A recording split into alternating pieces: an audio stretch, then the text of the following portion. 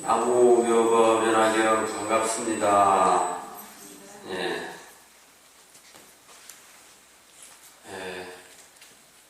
우리 이제 이 법왕사 제가 1년에 한 번쯤은 오는 것 같은데 올 때마다 아주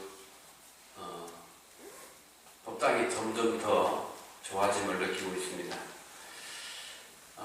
우리 주지이신 실상 스님 아주 정진을 열심히 하신 덕분이 아닌가 그런 생각을 합니다. 오늘은 그 법화경 제26 다란일품 공부를 할 텐데 이제 법화경은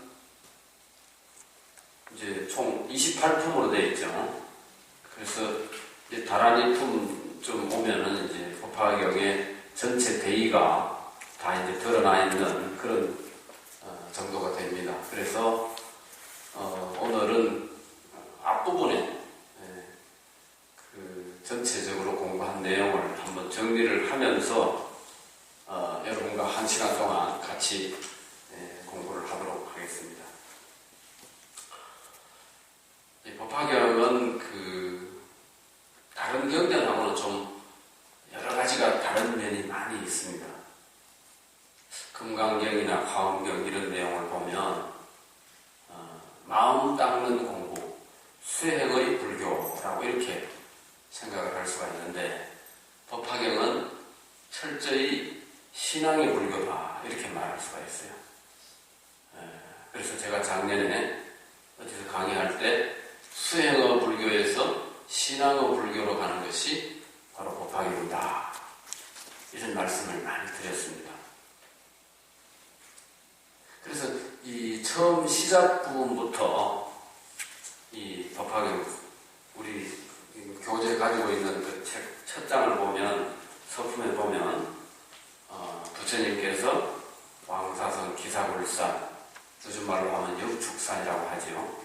거기에 머무르면서 12,000의 큰 비구들과 계셨다. 금강경은 1250 아라한이다. 그런데 법화경에는 12,000 비구들과 계셨다. 이건 뭐냐 하면 법화경 설법할 때 가장 많은 사람들이 이렇게 함께 공부를 하고 했다는 뜻입니다.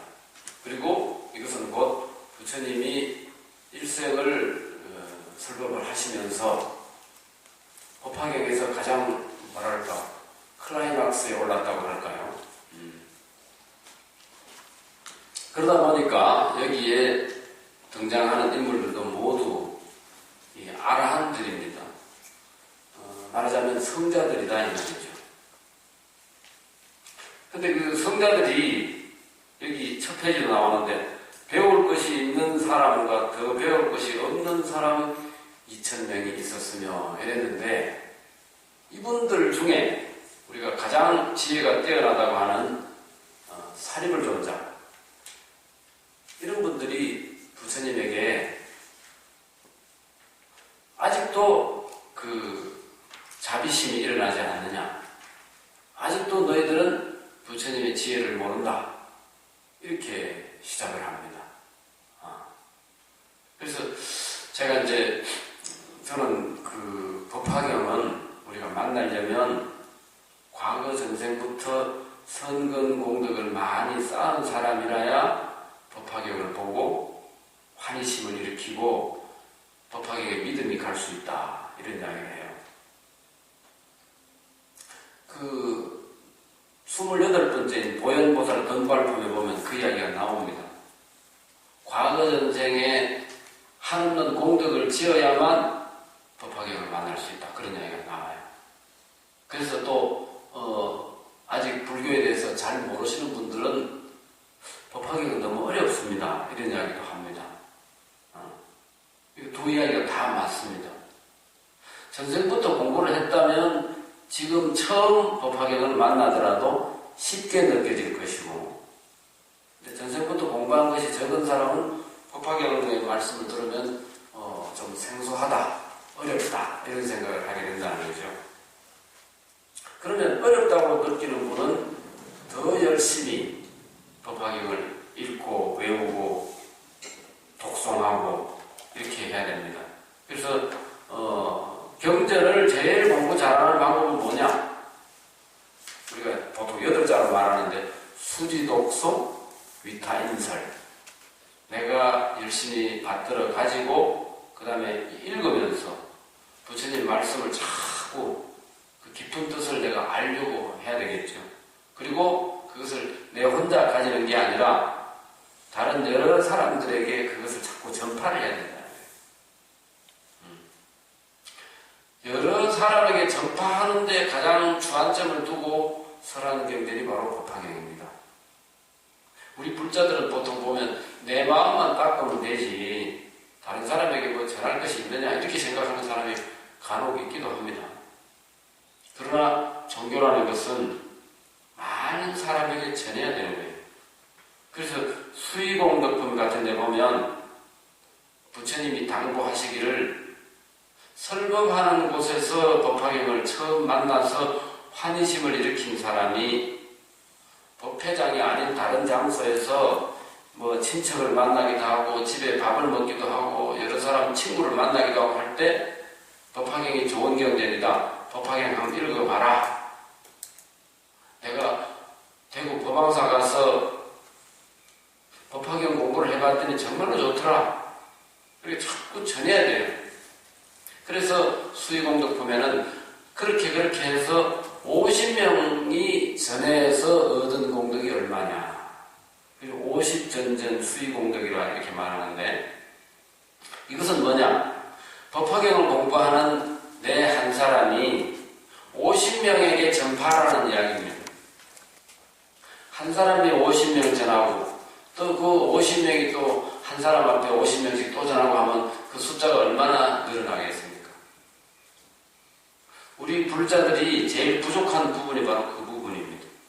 내가 느끼는 불법, 그것을 다른 사람에게 자꾸 전하고 전해야 된다는 거죠. 그래서 그 공덕이 얼마냐? 법회장에 가보지도 않고 전해 듣고 하는 사람이 50번째 가더라도 그 50번째 법화경을 따라 찬탄하는 사람이 얻는 공덕은 80년 동안을 온갖 좋은 것, 오락기구를 나누어주고 중생들에게 보시를 하고 그랬는데 나이가 80년이니까 이제 죽을 때가 되지 않습니까? 그래서 이제는 뭐 오락기구나 뭐 이런 것이 재미가 없죠. 그때 이제 그 보시하던 사람이 내가 이제야 저분들에게 불법을 전파해서 진리를 알게 해야 되겠다 이런 생각을 하고 그 진리를 전해서 그 보시 받는 사람들이 아라한의 깨달음을 얻었다 하더라도 아라한이 되었다 하더라도 그 공덕이 법화경을 50번째 전해받고 그 사람이 수의찬탄하는 그 사람의 공덕보다 상대가 안 된다는 겁니다. 아라한이라는 것은 자기 만족하고 하는 사람이죠. 아라한이 뭐가 아라한이냐? 어렵게 생각할 필요가 없습니다.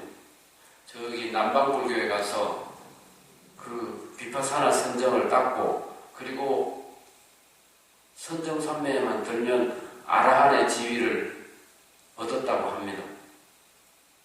근데 그런 분들이 우리나라에 와서 아라한의 지위를 얻었다고 하면서도 그분들이 하는 행동을 보면 시기심과 질투심이 있기도 해요. 그러니까 이 자리에서 여러분들이 법화경이 정말로 좋구나 하는 그 느낌을 받고 다른 사람에게 전하면 대성보살이 되고 내 혼자 좋고 말면 그게 아라한이다 이 말이에요. 우리가 깨달음을 너무 어렵게 생각하면 안 돼. 내가 좋아하는 불법을 내 혼자 좋고 마는 것은 소승의 경지고 아라한의 경지라는 거예요. 그러나 내가 정말로 좋은 이 불법을 다른 사람에게 전해라.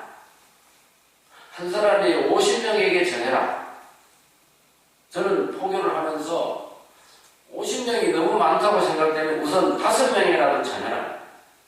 한 사람이 5명에게 전하면 그 5명이 또 5명을 전하고 그 그럼 그 5명이 하나하나가 다시 또 5명을 전하고 하면 이것이 우리 불교가 정말로 많은 불자들이 함께 공부할 수 있는, 그리고 부처님의 가피를 입을 수 있는 그런 것이 될 것이다. 네, 그래서 오늘 첫 번째 이제 그런 이야기를 했습니다. 법화경을 처음 만났어도 환희심이 일어나고 이런 사람은 전생부터 불교와 인연이 있었다는 겁니다.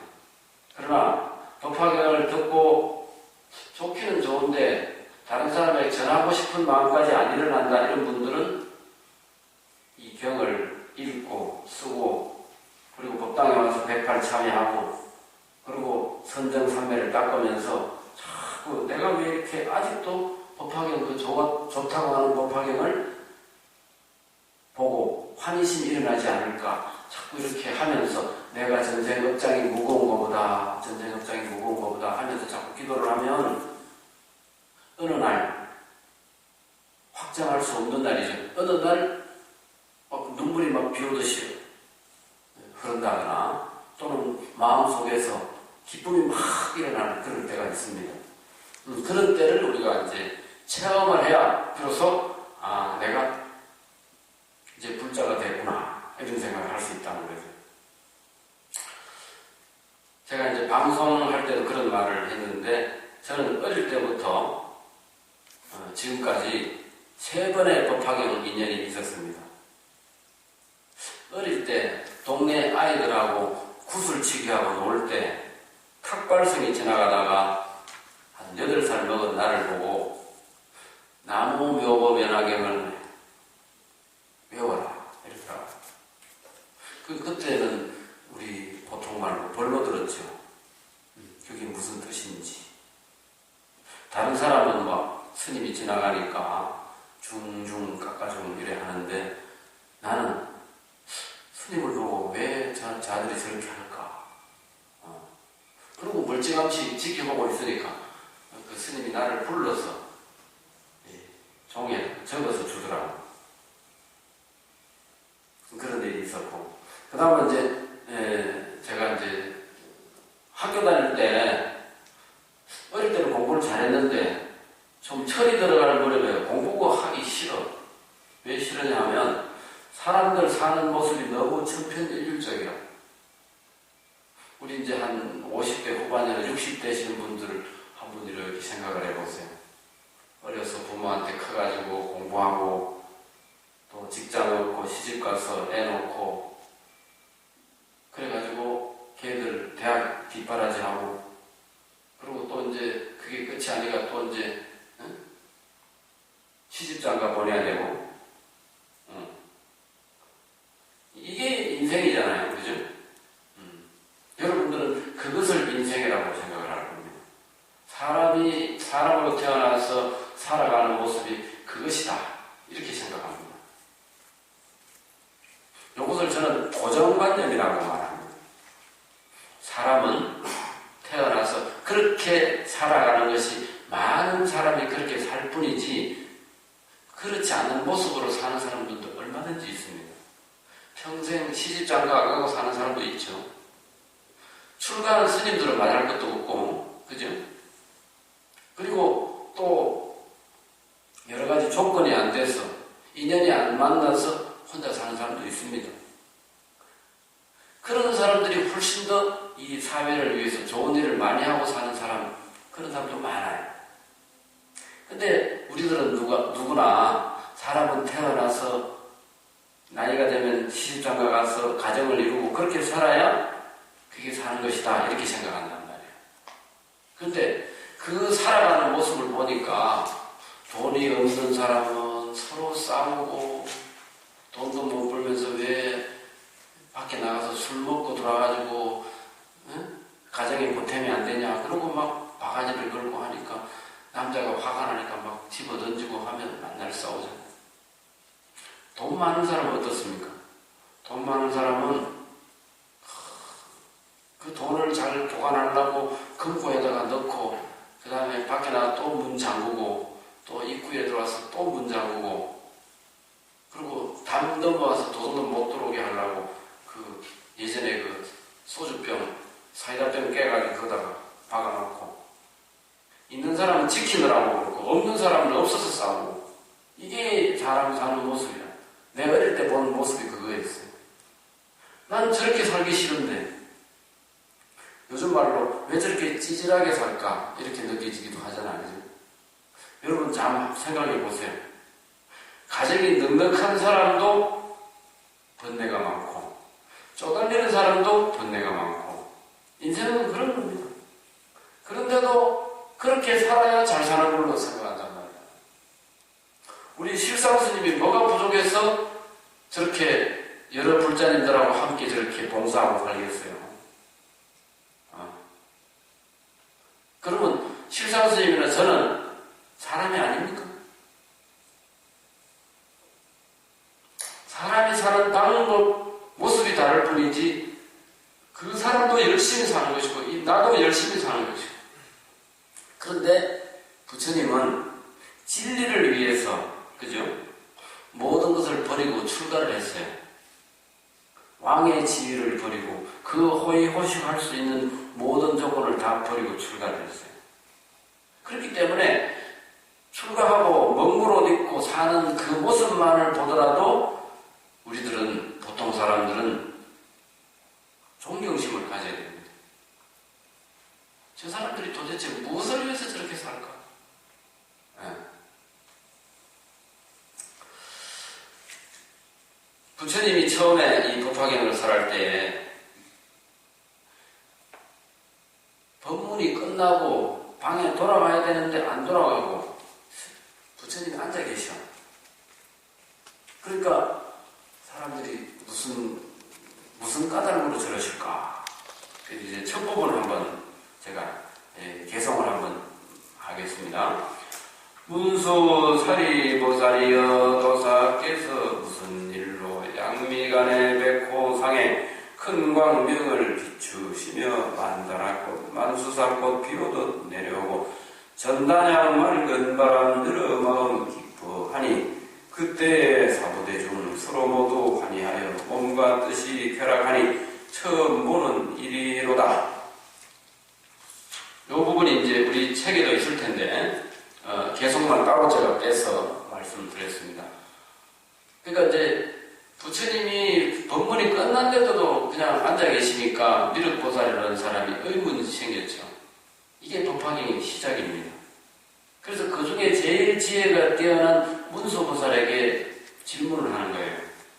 오늘은 왜 부처님이 저렇게 법문이 끝났는데도 저렇게 백호 이 양비간에 여기서 광명을 뿜고 그렇게 계십니까? 그리고 하늘에서 꽃비가 내리고 그래서 사부대중들이 막 땅이 흔들리고 막 그렇게 하는데도 환희심이 일어나는 거예요. 그러한 모습을 보고 무슨 까닭일까 이런 생각을 했다는 거예요. 그러니까 나중에 문수보살이 말하기를 과거 전생에 1월 덕명 부처님 계셨는데 그 부처님 계실 때에 법화경을 늘 사셨다. 그랬는데 2만 부처님이 계속 나왔는데 전부 1월 덕명이라고 했고 마지막에 부처님을 등불을 밝힌다 해서 연등열애라고 했다. 그 연등열애 해상에서 법화경을 또 설할 때 문수보살, 미륵보살, 그 다음에 서가모니가 보살 때는 선해보살이라고 했거든. 요 분들이 함께 공부를 하다가 문수가 제일 상수제자, 제일 선배고 미륵이 그 다음이고 그 다음에 선해보살, 서가모니 부처님 전생 선해보살이 제일 후배였어요. 그랬는데 그 선배를 제치고 정기를 제일 열심히 해가지고 선해보살이 먼저 선구를 합니다. 그럴 때 연등열애가 법화경을 설할 때도 이런 일이 있었느니라. 이 문수보살이 그렇게 말하는 거예요. 그리고 또 마지막에 한마디. 미륵보살 당신도 그때 같이 있었다. 이런 거예요. 이게 뭡니까?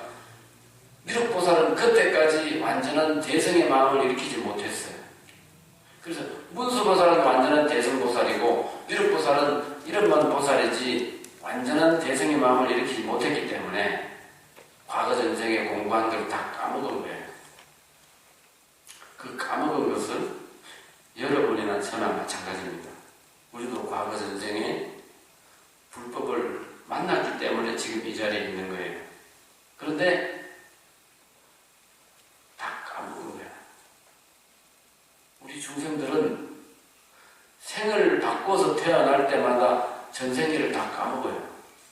그런데 문수보살이나 이런 서가모니 부처님 이런 분들은 과거전생부터 공부해온 것을 그대로 갖고 있어. 왜냐? 삼매를 잘 닦았기 때문에 갖고 있는 거예요. 그래서 알고 모르고 차이가 거기서 나옵니다. 그러니까 미륵보살도 내가 그 자리에 있었는데도 나는 다 까먹었는데 문수보살은 어떻게 기억을 할까? 그리고 이 법화경을 여러분들이 자꾸 읽고 쓰면은 하늘에서 꽃비 내리는 것이 그냥 오는 게 아니야. 하늘에서 꽃비가 어떻게 내리겠습니까? 하늘에서 누가 꽃을 뿌리니까 내리는 거예요. 누가 뿌리느냐? 도리천에 있는 천신들이 법화경을 설하는 장면이 너무 거룩해서 찬탄하고 축하하는 의미로 꽃을 뿌리는 거예요. 그러니까 우리가 법화경을 설법하고 부처님 진리를 설법하는 곳에는 여러분들이 대중공양도 내고 떡도 내고 그리고 하면서 그분들이 환희심으로 와서 설법을 듣고 그렇게 할 수 있도록 해야 되는 겁니다. 누가 하겠지 이러면 안 돼. 저기 호남에 가면 광주라는 도시가 있잖아요.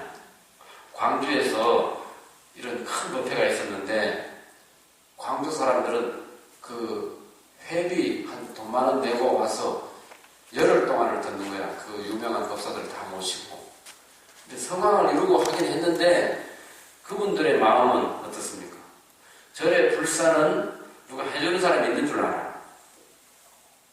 자기들이 불사금을 내서 이렇게 이 법왕사 대웅전이 만들어지고 이렇게 하는 걸 모르고 불사는 다른 사람이 해주고 자기들은 그저 가가지고 회비만 만 원 내고 그 스님들, 훌륭한 스님들, 전국에서 이름난 스님들 그 설법을 그냥 듣기만 하면 된다고 생각을 해요. 그렇기는 하죠. 들어주는 것만 해도 얼마나 고맙습니까? 근데 부처님 진리에 눈을 뜬 사람은 자기 형편에 맞게 자꾸 다른 사람을 위해서 도시를 해야 되는 거예요. 그래야 그 법당이 커지고 또 좋은 일이 생기겠죠. 네.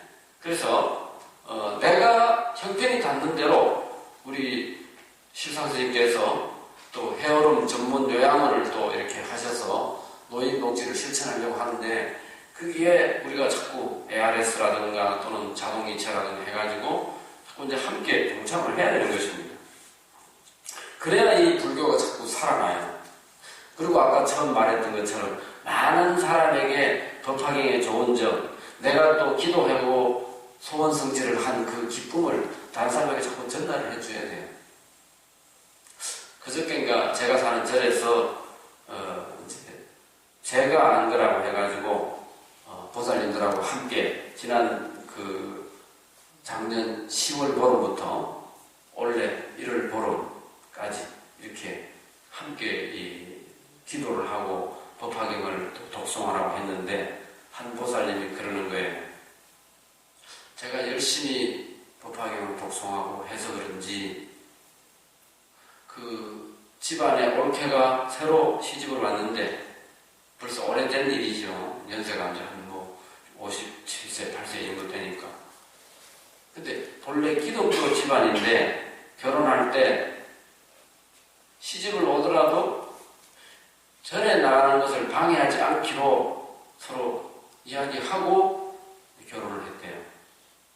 그런데 그 올케가 기독교 다니는 친구들, 교회 다니는 친구들이 그렇게 교회를 가자 해서 자기는 한두 번 가면서도 그 신랑이라든가 시누이들에게 교회로 갑시다 이 소리를 안 하고 살았어요. 그런데 이 시누이 되는 분이 아들이 둘이 있는데도 불구하고 친정 부모를 그분이 다 모셨어. 그래가지고 시부모도 문제인데 친정 부모를 함께 모시고 살려면 얼마나 힘들겠습니까? 근데 그것을 다 감내하면서 남편을 설득하고, 워낙 젊어서 부모님이 가정을 일으키기 위해서 너무나 애쓰고 그러면서도 어려운 가운데 많은 사람에게 밥을 보시를 했대요. 옛날 60년대 이럴 때 자기들은 조금 살았기 때문에 수많은 사람들을 불러가지고 밥을 먹여주고, 밥을 먹여줄 때는 꼭 그냥 주는 게 아니라 상에다가 딱 차려가지고 아주 대접하는 식으로 딱 이렇게 못 사는 사람들 불러서 그렇게 해줬는데, 연세가 들어가지고 70이 넘어가니까 치매가 들었더라는 거예요. 치매가 들어서 자꾸 엉뚱한 소리하고 막 대소변을 막 흘리고 이렇게 해도 올케가 저 시어머니 그것을 다 하겠나 이 생각 때문에 자기가 모시고 와서 그래 살았다는 거예요. 그래가지고 두 어른들이 다 돌아가셨는데, 돌아가시고 나서 49제 끝나고 나서 그 올케가 나는 이제 절로 가란다. 기독교 버리고 절에 부처님한테 가란다. 그렇게 하더래요. 그래서 나중에 왜 본인의 종교를 버리고 왜 불교로 올 생각을 했느냐 이래 하니까, 고모라고 하지, 시누이를 보고 고모가 그렇게 20년 동안 그렇게 애쓰고 마지막에 어른들을 모시고 살면서 나한테 한 번도 절에 가자 소리를 안 하더라. 그런데 교회 다니는 친구들은 뭐라고 했냐면, 집안에 뭐가 조금 이상한 일만 생기면 네가 하나님을 배신해서 벌 받는 거다. 네가 빨리 교회로 오너라. 자꾸 그러더라는 거예요. 그 어떨 때는 한번 가봐도 옛날하고 다르더라는 거죠. 집안에 전부 불교 집안이고, 또 시누이가 그렇게 자기가 모셔야 될 시부모를 다 모시고 살면서 그 애를 먹고도 한 번도 투정 안 하고 절에 가자 이런 소리 안 하는 그것을 보니까 어떻게 저럴 수 있느냐 이런 생각을 하면서 49대 딱 모시고 나서 나도 이제 절에 가야 되겠다. 절에 간다는 소리를 듣고 나서 그 교회 다니는 친구들이 한 사람도 연락이 안 오더라는 거예요. 종교는 나라도 친구의 정은 있잖아요. 그죠? 그것을 버리는 걸 보고 생각을 딱 굳힌 거예요. 그것이 바로 포교입니다. 아무나 할 수 없는 일이죠. 그래서 제가 크게 박수를 한번 내가 쳐드려요. 응? 박수 치세요. 크게. 박수 치는데 인정하면 안 됩니다. 네. 그래서 내가 그랬는데 그거는 이제 오래된 일이고, 작년에 기도해가지고 우연히 감기가 좀 있어가지고 병원에 가서 진찰을 받다가 몸에 좀 이상한 게 있다. 그래가지고 그 의사가 조직 검사를 하자 이래가지고 했더니 그 물혹이 생긴 것을, 악성 종양이 될 수 있는 물혹인데 그것을 떼냈대. 그것을 냅두면은 바로 암으로 전이되는 건데, 그래서 내가 보살님이 그렇게 좋은 마음을 쓰고 그리고 열심히 법화경 의지해서 기도한 덕분에 그렇게 된 겁니다.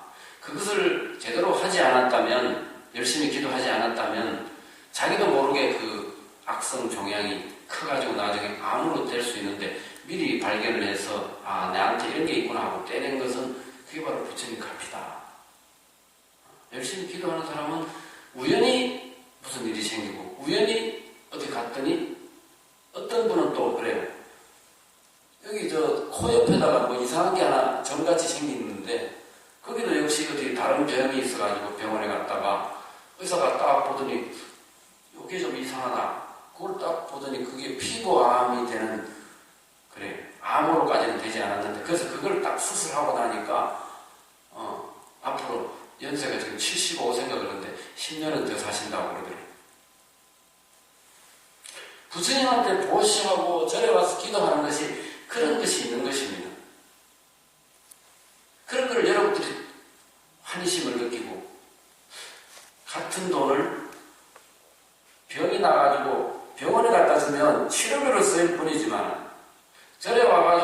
여러 사람이 함께 공부하고 기도할 수 있는 공간을 만드는 데 쓰여지면 좋은 일을 하는 것과 동시에 여러 사람에게 복 짓는 일이죠.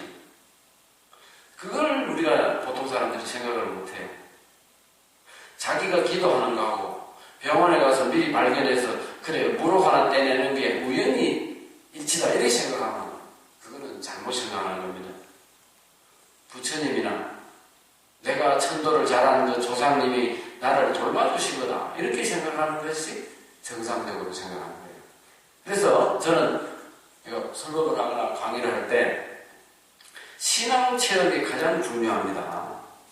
우리가 불교일 수 있는 것은 신앙 체험을 중요시하게 그렇게 생각해야 되는 것이다. 그런 이야기를 자주 해드리고 있습니다. 그게 이제 뭐냐? 살아있는 불교를 하는 거죠. 이 법화경에는 부처님이 우리 불법을 유통시키기 위해서 여러 가지 신통력을 쓰십니다. 그 다음부터 이제 신통력을 한번 말씀드려 보겠는데, 7번째 화성유품에 가면 대통지승열애가 10급 동안을 열심히 정진해서 성불을 하십니다. 그러니까 다른 부처님보다도 훨씬 더 광명이 대단한 거예요. 그러니까 광명이 대단하니까 과거에 전기불이 없는 시대에 불이 하늘 밝으면 바로 다른 쪽에서도 알겠죠. 그 시방 세계에서 많은 범천왕들이 그 밝은 불빛을 광명을 보고 다 모여드는 거예요. 저기 뭐 좋은 일이 있는가 보다. 그래서 그 대통지성 부처님이 광명을 확 비춰서 많은 사람들을 설법자리로 끌어모으는 그 신통을 보이십니다. 그게 화성유품에서 신통을 보이신 거고, 두 번째는 우리가 견보탑품을 보면 제일 첫 번째 시작이 뭐냐? 법회장에 다보탑이 그냥 확 솟아 올라와요. 탑이 혼연히 솟아났어. 그게 바로 부처님 신통력이죠. 그리고 나서 그 광경을 보고 법화경 설법하는 것을 보고 많은 사람들이 이렇게 모이는데, 거기 다보탑 안에 있던 다보열애가 설법을 하기 전에 무슨 말씀을 하시냐면 더 많은 사람들을 모아주십시오 하고 청을 합니다. 그러니까 서가모니 부처님이 다시 신통력을 발휘를 해서 그 법회장을 3번이나 넓힙니다. 그죠? 우리 이 법왕사도 저쪽에 있는 법당 저기에서 여기 한 번 더 크게 넓혔죠? 그렇죠? 여러분들이 모두 함께 우리 주지스님을 도와서 많이 했기 때문에 그렇습니다. 또 한 번 더 크게 넓히면 아마 옆에 있는 이 유치원, 요양원 이런 것도 전부 다 우리 실상사 신도들이 앞으로 그렇게 활동이 될지도 모르죠. 그래서 이 견보탑 보면은 서가모니 부처님이 많은 대중을 모으기 위해서 신통력으로 법회장을 3번이나 넓힙니다. 그리고 그 다보탑이 너무 높으니까 대중들이 부처님을 직접 뵙고 법회를 했으면 좋겠다. 이런 생각을 하고 있으니까 서가모니 불이 또 신통력을 모여서 그 많은 사람들을 공중으로 붕 띄워 올립니다. 여러분들도 지금 공중에 떠 있죠? 응? 지상보다 여기 3층이나 높잖아. 우리 실상 스님이 공중으로 부양시킨 거야. 박수 한번 쳐드리세요. 맨 땅에서 여러분이 3층에 올라가 앉을 수 있는 신통력을 우리 주지스님이 부처님 의지에서 만든 거야. 신앙이라는 그런 것입니다. 여기서 뭐 여러분들 몸이 공중으로 푹 날아 올라가야 그게 신통력이 아니고, 맨 땅에 있고 저쪽에 있던 곳을 이렇게 좋은 법당을 만들어서 여러분을 여기서 법회에 참석하게 한 그 자체가 신통력입니다. 아무나 되는 게 아닙니다. 그래서 그건 뭐냐면 부처님이 그렇게 신통력을 보이는 것은 불법을 유통시키기 위해서 여러 사람들이 탑을 세우고 절을 지어라. 조그마한 법당에 만족하지 말고 더 많은 사람이 많이 올 수 있도록 법당을 자꾸 더 넓혀라 이거예요. 그것을 제대로 알아야 되는 겁니다.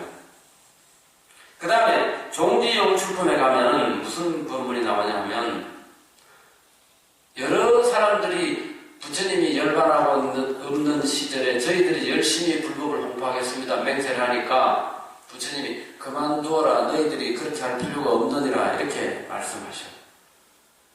그 말씀이 끝남과 동시에 땅이 그냥 지진하듯이 열려가지고 그 속에서 수많은 사람들이 나오는 거예요. 나와가지고 부처님 앞에 합장하고 상대를 해. 그러니까 저 사람들은 누굽니까? 하고 미륵보살이 또 의심을 내죠. 그러니까 부처님이 말씀하기를 내가 과거 전생에 저 사람들을 전부 교화시켜가지고 말법시대에 불법을 홍보시키기 위해서 이미 준비된 사람들이다. 이렇게 하는 거예요.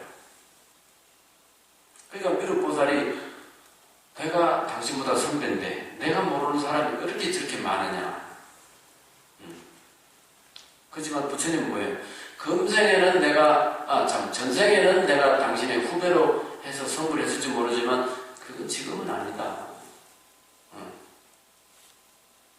경전 속에는요, 1월 등명불 시대 이야기를 하다가 서가모니 불 시대 이야기를 하다가 다보예와 함께 법회를 하다가 막 이렇게 이거는 뭐냐 하면 시간과 공간을 초월합니다. 과거에 1월 등명불 시대에 있었던 미륵보살이 다시 태어나서 서가모니 불의 제자가 됐죠. 그죠? 그리고 서가모니 부처님이 법화경을 설하고 있는데 다보예가 탑으로 솟아났잖아. 이게 뭐예요? 과거, 현재, 미래가 없는 거예요.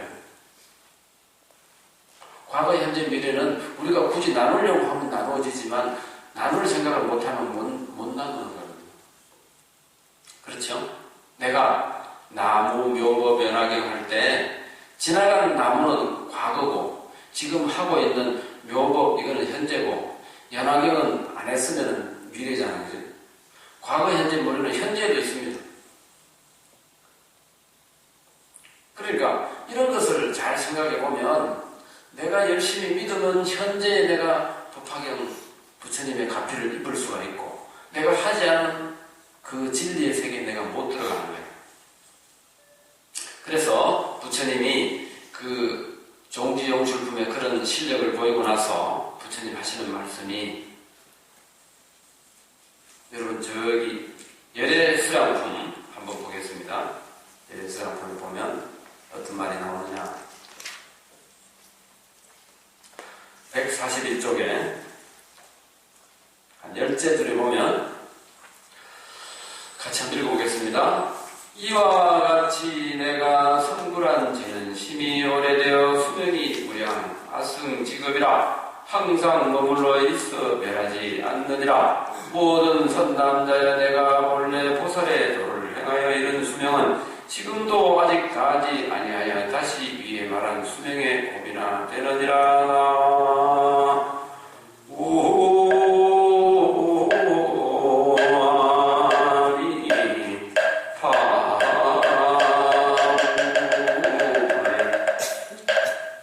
지금 우리가 읽은 그 부분이 법화경의 열애수양품 개송인데 자득불례로 소경 제겁수는 무량 백천만 억제 아승자. 내가 과거 전생으로부터 성불에서 지나온 세월을 요즘에 계산법으로 따지면 한량없는 백천만 억년 전에 내가 성불을 했다. 그래서 지금 와가지고 새로 사바세계 중생들을 불법으로 이끌기 위해서 지금 이 자리에 왔느니라. 그러니까 이 미륵보살의 의심이 다 해결이 됐어요. 그러면 부처님만 그렇게 한량없는 세월을 사는 게 아니고 우리 중생들도 몰라서 그렇지 과거가 있고 아주 오랜 옛날 전에 태어난 것도 있는 겁니다. 그래서 태어난 거예요. 그래서 우리가 뭐라고 합니까? 우리는 부처라고 안 하죠. 우리는 뭐라고 하죠? 부자로? 중생이죠. 중생은 뭐냐? 여러 번 중자, 태어날 생자, 여러 번 태어났다는 겁니다. 어리석어도 중생이고 여러 번 태어나도 중생이에요. 여러 중자, 날생자거든. 그지? 태어나고 죽고 나고 했는데 죽을 때 다 까먹고 태어날 때 전생을 다 까먹었기 때문에 처음 태어난 줄 알아요. 이게 세간의 과학자들, 그 어리석은 사람들을 뭐라고 하느냐 하면 저들이 제일 잘하는 걸로 알죠. 그러니까 뭐 과학 그러죠. 과학자가 제일 어리석은 겁니다, 사실은. 믿음이 없고 종교를 모르는 사람은 어리석은 거예요. 그래서 자연과학을 형이하학이라고 그러고 종교를 형이상학이라고 해요. 종교와 철학은 형이상학이라고 하죠. 그래서 우리는 태어나서 늙고 병들어 죽으면 끝났다 이렇게 생각하죠. 그게 과학적 사고방식이에요. 종교적 사고방식은 그게 아니야. 내가 과거 전생에 수없이 났는데 어리석어서 중생이라서 모를 뿐이다. 깨달은 부처가 아니기 때문에 내가 모를 뿐이다. 미륵과 문수가 함께 있었는데 모르는 거면 미륵이 어리석어서 몰랐다. 그러니까 그것을 여러분들이 인정을 해야 비로소 불교의 문이 열리는 겁니다. 그래서 오늘 우리가 공부할 다라니 품은 뭐냐? 부처님이 모든 신통력과 모든 능력을 총동원을 해서 법화경을 유통시킨 또는 법화행자를 도와주고 불법이 끊어지지 않게 하는데 그 목적이 있습니다. 부처님의 신통력 가지고 안 된다면 다라니의 힘이라도 빌리겠다는 거예요. 그래서 우리가 이제 공부할 다라니 품을 봅시다. 다라니를 보면 셋째 줄입니다. 세존이 시여 만약 선남자 선녀인이 등이 법화경을 받아 지녀서 독송하여 통달하거나 만약 경을 베꼈으면 얼마 많은 복이 받겠나이까. 부처님께서 야광에게 이르시었다. 만약 선남자 선녀인이 800만원 나이다. 항아사수와 같은 모든 부처님께 공양한다면 그대는 이를 어떻게 생각하는가? 그가 얻은 복이 많겠는가 많지 않겠는가 매우 많겠나이다. 세존이시여 부처님께서 말씀하셨다. 만약 선남자 선녀인이 능히 이 경의 한 사국에만이라도 받아들이고 독송하여 뜻을 알고 설한대로 수행한다면 공덕이 심히 많으리라. 이렇게 열심히 법화경을 수지 독송하는 사람을 다라니의 주문을 통해서 내가 지켜주겠다. 그래서 제일 첫째 다라니입니다. 안님 안에 나만의 지뢰 자리제 샤마 사리다리 선제 목제 목다리 사리아이 사리 상리 사리 사에 마사에 아기니 선제 사리 다라리 야로가 바사 파자 빅사니 미대 아변 다라네 비대 아난타 파레 수대 구구레 모구레 아라레 파라레 수가차 아삼마 삼리 못다 비기리 짓대 달마 파리 차제 삼가 열구산에 바사바사 수지 만사라 만다라 사야다 우르다 교사라 악사라 악사야 아바로 아마야나 다야. 이게 이제 야광보살의 주문이고 그 다음에 보면 뭐 지국천왕이니 용시보살이니 이런 분들이 또 그걸 합니다. 그런데 제일 좀 이렇게 한 것은 뭐냐 하면 199쪽에 보면 10사람의 그 나찰녀가 있는데 나찰이라는 것은 보통 나쁜 짓을 많이 하는 걸로 나오는데 여기에 나찰은 자신들의 능력을 가지고 불법을 보호하고 법화행자를 보호하는 데 쓰려고 맹세를 한 사람들입니다. 이분들이 저기 나오죠. 중간에 보면 세존이 시여 저희들도 또한 법화경을 독송하고 수지하는 이를 옹호하여 그 재앙을 제거해 주고자 하오니 만약 법사의 약점을 찾는 자가 있으면 그로 하여금 편의를 얻지 못하게 하리이다. 곧 부처님 앞에서 줄을 설하였다. 이제리 이제미 이제리 아제리 이제리 니리 루에 라에 로에 이렇게 이제 주문을 외고 그리고 그 밑에가 더 우리가 섬뜩하죠. 차라리 내 일천정 법사를 괴롭히지 못하게 하며 야차거나 나찰이거나 악이거나 부단나거나 길자거나 바다라거나 이런 것들이 하루 이틀 사흘 나흘 또 일회의 멸병에 이르게 되거든. 남자의 형상 동남의 형상 동네의 형상들이 꿈속에서 괴롭히지 못하게 하겠나이다. 만일 나의 주를 순종하지 아니하고 슬퍼하는 이를 괴롭히면 머리를 부수어 7 조각을 만들어 아리나무 가지와 같게 되게 하며 부모 죽인 죄와 같이 하고 기름 짤 때 속인 죄와 같이 하며 말과 저울로 사람 속인 죄 조다리 승가 반죄와 같게 하리라. 이 법사를 범한 자는 마땅히 이러한 재앙을 받으리라. 그러니까 이제 법화 행자를 괴롭히고 불법 홍포를 막는 사람을 머리를 쪼개버리겠다. 그렇게 하는 것이 뭐냐? 바로 이 주문입니다. 이재리, 이재미, 이재리, 아재리, 이재리 하는. 그래서 이것은 뭐냐? 법화경의 주제를 8자로 이야기하면 교보살법이요 불소혼념이다 이렇게 말합니다. 보살도를 가르치는 법문이요 부처님께서 보호하고 항상 염려하시는 경전이다. 그러니까 말법 시대가 되었을 때 다른 경전은 다 유통이 안 되게 되더라도 법화경만은 꼭 유통시키겠다 이 말입니다. 왜냐? 법화경은 대승보살도를 가르치는 경전이기 때문에 그렇다. 왜 대승보살도라야 하느냐? 신앙을 하고 종교를 믿는 사람이 내 혼자 좋고 말면 안 된다는 겁니다. 나와 남을 함께. 부자들이 여러 사람을 돌보지 않고 혼자 잘 먹고 잘 살면 욕하지요, 사람들이. 불법을 공부하면서도 어디 법당에 가서 자기 자리나 차지하려고 그러고 어디 가가지고 내가 낸데 하고 막 소리치고 이러면은 보기 싫죠. 열심히 믿는 사람일수록 양보할 줄 알고 그 다음에 불법을 더 빛나게 하기 위해서 노력하고 다른 사람을 위해서 보시하고 그렇게 하는 것이 바로 보살의 법이다. 그렇기 때문에 그것을 하려고 내가 왔지.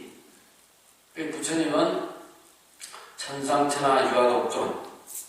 그죠? 내가 최고이기 때문에 아니고 내가 깨달은 법이 최고이기 때문에 그것을 전하러 이 세상에 왔는 거라. 우리들은 내 혼자 행복하면 다 된다고 생각하지만 부처님은 그렇게 생각하지 않는 겁니다. 이 세상 모든 사람이 함께 즐거운 세상을 만들어가는 것이 바로 보살법이에요. 그래서 교보살법이요 불소혼념 그것을 적극적으로 실천하는 것이 바로 이 다라니 품입니다. 그래서 오늘 짧은 시간에 법화경 앞에 공부한 부분을 정리를 하고 지금 이야기를 드렸는데 우리들의 고정관념 아까 그랬죠? 누구나 시집 장가가서 애 놓고 그러고 그들 돌봐주고 그렇게 사는 것이 다라고 생각하지만 부처님의 생각은 그게 아니다는 거예요. 이 세상에 와서 생로병사로 한 번 죽고 마는 것을 끝이라고 생각하지 않고 영원한 생명의 부처님 과거 오랜 세월 전에 이미 성불했지만 사바세계 중생들을 제도하려 온 부처님처럼 부처님은 언제든지 여러분이 원하면 항상 오신다는 거예요. 그 나도 마찬가지다. 우리 중생들도 마찬가지다. 어리석어서 그렇지. 어리석을 때는 내 행복을 위해서 산다고 생각할지 모르지만 우리가 부처님처럼 진리를 알았다면 다른 사람의 행복이 곧 나의 행복이라는 것을 안다는 겁니다. 그렇기 때문에 다른 사람의 행복을 위해서 기도하고 다른 사람을 위해서 불법을 일러주고 그렇게 하는 거죠. 그게 뭐냐? 보살도다. 우리 불법을 공부하고 불교를 믿는 사람들이 여기에 마음을 내어야 진정한 불교를 하는 겁니다. 그런 사람들이 자꾸 생겨나야 이 세상이 점점 좋아지겠죠. 여러분 이렇게 살아가면서 가만히 보십시오. 남을 위하고 하는 사람이 어떤 사람이 그렇게 사는지 돈은 좀 많지만 자기밖에 모르고 그래 검찰에 불려다니고 하는 사람들 존경심이 안 일어나죠. 좀 못 살더라도